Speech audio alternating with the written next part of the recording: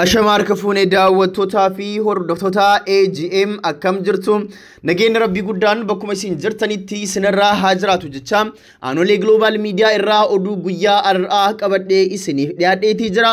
Oduu kana kan gama keessan dhiyeessu an obboleessa keessan Tolchaa Huseen Maddaati. Oduu kennaa guyyaa har'aa keessatti oduulee jajjaboo biyya keenyaa fi addunyaalessaa kan gama keessan dhiyeessinu ta'a.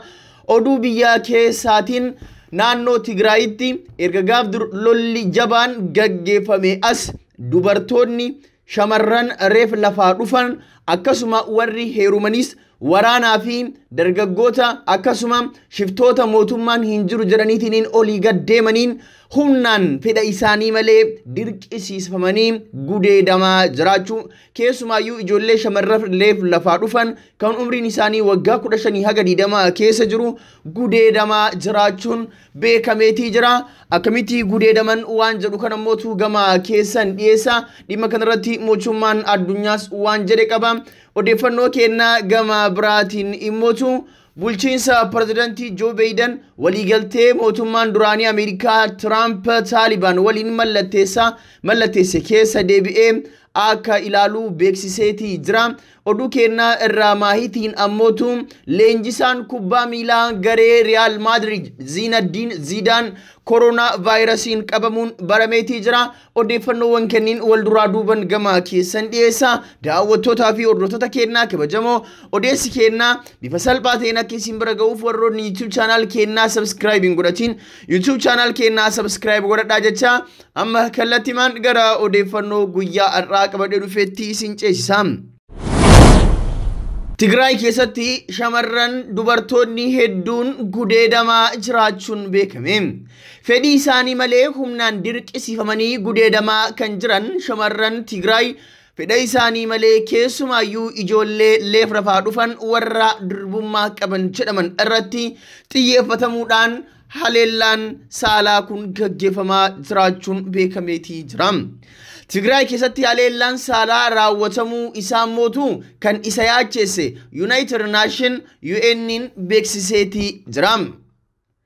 Dhaabbata mootummoota gamtoomaniitti bakka lolli jirutti ergamaa addaan dhimmoota haleellaa saalaa Piraamiilaa Paatreen naannoo Tigraay keessatti haleellawwan saalaa yaachisoo ta'an raawwatamaa akka jiran dubartoonni haawwan gudeedamaa akka jiran odeessi isaan dhaqqabuu dubbatan.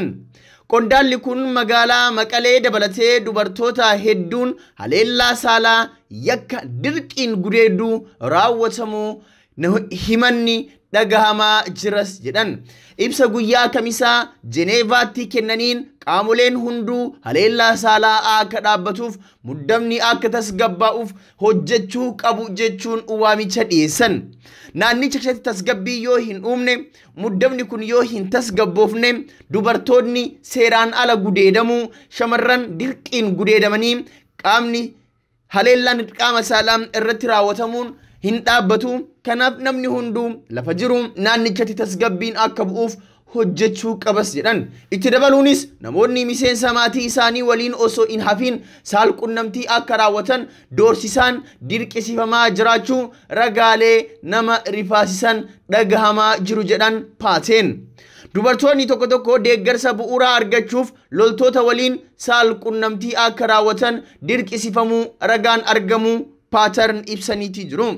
Kana jechuun yeroo ammaa kana naannoo Tigraay rakkoo hamatu jira. Deeggarsi hin jiru, nyaanni hin jiru. Sababa lolaatiin biyyattiin rakkoo keessa galteeti jirti. Namoonni waan nyaatan hin qaban. Kanaaf waan akka nyaataa raashina argachuudhaaf dirqama waraanni yakka yookaan saalqunnamtii isinirratti raawwachuu qaba jechuudhaan dirqama midhaan raashinaa yookaan nyaata argachuudhaaf waraana duuka ciisuu waan qabaniif kanatti dirqisiifamaa jiru jedhaniiti jiru. Dhaabbilee fayyaa wabeeffachuunis namoonni qoricha to'annoo ulfaa bitatanii fi dhibeewwan saalqunnamtiin daddarbaniif qorannoo taasisan dabaluu himaniiti jiru. Peeteen akka dhaabbilee fayyaa irraa qotatanitti askaluu kana Tigraay keessatti kiniinii akka namni hin ulfooyne ulfaa yeroo saalqunnamtii godhan ulfa ittisuu fi akkasuma waan akka meeshaalee saalqunnamtii ittiin gaggeessan kondomiiwwan garagaraa dabalatee namooti akka malee bitataa jiru kun immootu naannichatti yakki saalqunnamtii dabaluu mul'isa jedhan peeteen. Kunis wayitaloolli jirutti haleellaan saalaa raawwatamuuf agarsiistudha jedhan. Buufataalee baqattootaa keessatti dubartootni dirqiin gudeedamaa jiraachuu ragaaleen agarsiisan heddummaachaa jiraachuunis ibsameeti jira. Haalli nageenya naannoo Tigraay keessa jiru yaachisaa ta'uu naannicha keessaa bakka hundaa qaqqabuu rakkisaa ta'uu fi haalli namoota kaambii baqattootaa keessa jiranii ammaataa ta'uunis ibsameeti jira. Dhiyeessitootni deeggarsa namoomaa fi dhaabbilee mirga namoomaa walabaa naannichaa keessaa guutumatti akka socho'an hayyamuu qaba jedhan hoggantuu UN'tti garee dhimma haleellaa saalaa irratti hojjettu kun. Baqattootni naannichaa keessa jiran atattamaan tajaajila fayyaa xiinsammuu fi eegumsi akka godhamuufis gaafataniiti jiru. Naannoo Shireetti baqattoonni Eertiraa 5,000 ta'an lafarra ciisaa akka jiran nyaataa fi dhugaatis akka hin qabne dubbataniiti jiru. Dabalataanis waa'ee lammiilee Itoophiyaa lola kanaan gara Suudaaniitti baqatan 60,000tti dhiyaatanis kaasaniiti jiru. Kanneen haleellaa saalaa irra ga'eef deeggarsi barbaachisaan hin geenyes jechuun hanqinni meeshaalee wal'aansaa jiraachuu dubbataniiti jiru. Labsii namoonni idila addunyaa irratti hundaa'uun kanneen haleellaa saalaa raawwatan irratti tarkaanfiin akka fudhatamus hubachiisaniiti jiru. Mootummaan namoota nagaa haleellaa saalaa fi rakkoowwan biroo irraa akka eegus waamicha dhiyeessaniiti jiru. Haleellaa saalaa qaama walabaa akka qoratamu akka hayyamus gaafataniiti jiru. Egaan daawwattootaa fi hordoftoota keenyaa kabajamoo bifa kanaan shamarran haawwonni dubartoonni sababa garagaraatiin naannoo Tigraay keessatti gudeedamaati jiru.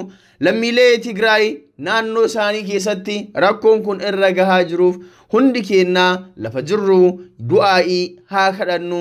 Naannichatti tasgabbiin akka bu'u nageenyi waaraan akka argamu hundi keenyaa hawwii keenyaa gara waaqaatti harka keenyaa ol haa diriirsinuun waamicha keenyaa odeeffannoo keenyaa gama biraatiin immootu. Bulchiinsi pirezidaantii Joo Baayiden waliigaltee bulchiinsi Tiraamp Taalibaan waliin mallatteesse keessa deebi'ee akka ilaalu beeksise. White House gareen hidhattoota Afgaanistaan waliigaltee mallatteessee kabajaa jiraachuu dhiisuu irra deebi'ee qorachuu haleellaa raawwatu hir'isuu fi hariiroo shororkeessitoota waliin qabu dhaabuu mirkaneeffachuu fedha jedhan. Gorsa ol'aanaa pirezidaantii Baayiden Jake Sullivan dhimma kanarratti aangaa'ota Afgaanistaan waliin haasa'aniiti jiru. Ji'a muraasa darban keessaa ajjeechawwan hedduun raawwatamaniiti jiru. USA waliin waliigaltee kan mallatteesse Taalibaan mootummaan Afgaanistaaniin loluu hin dhiifne. Akka gabaasa BBC'tti pirezidaantii itti aanaan Afgaanistaan Amrullah Saleh jalqabaa ji'a kanaatti ibsa kennaniin USA'n waliigaltee kanaan Taalibaaniif hiree guddaa kennite jedhaniiti jiru. Odeeffannoon gama Ameerikaa irraa arganne kana odeeffannoon gama Speen irraa as qaari'e tokko mootuu akka agarsiisutti leenjisaan kubbaa miilaa Zinedine Zidane kan Real Madrid leenjisu vaayirasii koronaan qabamuun himame. Taphataa duraanii daran beekamaa fi wayita ammaa kilaba Spain Real Madrid kan leenjisu Zinedine Zidane vaayirasii koronaatiin qoratamee pozitiif taheetii jira. Kilabicha ibsa baaseen namni ganna 48 kun vaayirasichaan qabamuu himuun haala irratti wanti jedhu hin jiru. Gareen Real Madrid tapha La Liga Spain keessattiin Atleticotti aanetiniin sadarkaa lammaffaa irraa kan jiru yoo ta'u egaan daawwattootaa fi hordoftoota keenyaa Zinedine Zidane koronaan qabameetii jira. Garuu yeroo ammaa kana koronaan qabamulleen baay'ee dinqii miti. Namoota gurguddaa hedduutu namoota miliyoona hedduutu koronaa kanaan qabamee irraa fayyee kan du'es jira. Garuu namoota sirriitti ispoortii dalaganii fi jireenyi isaanii ispoortiin wal simu irratti koronaan dhiibbaa mul'ise hin qabu jedhameetii jira. Kanaaf dhimmi Zinedine Zidane baay'ee nama hiyyachisu. Zinedine Zidane asumaan maqaan isaa inni sirriin Zinedine Zidane akka ta'ee fi inni hundeen isaa Araba akka ta'ee fi booda garuu biyya Faransaayitti akka guddatee beekameetii jira. Daawwattoota fi hordoftoota keenya kabajamoo odeeffannoon har'aaf qabannee isiniif dhufnee kanumaa odeeffannoo biraatiin yeroo biraa deebinee hanga wal agaruutti turtii gaarii isiniif haa taatu jechaa hanga deebinee wal agaruutti tika rabbii keessa nuuf turaanis hawwii kenna.